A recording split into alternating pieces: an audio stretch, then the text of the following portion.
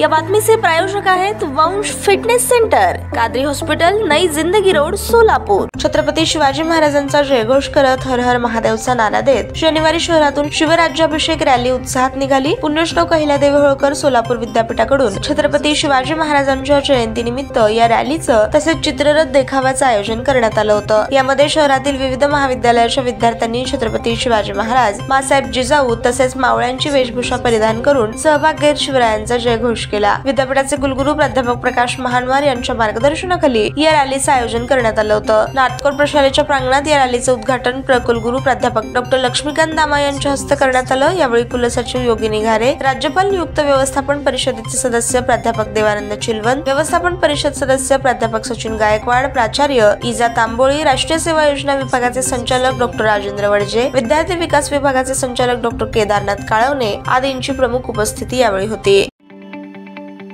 ताज्या बातम्या पाहण्यासाठी प्राईम महाराष्ट्र न्यूज चॅनलला सबस्क्राईब करा।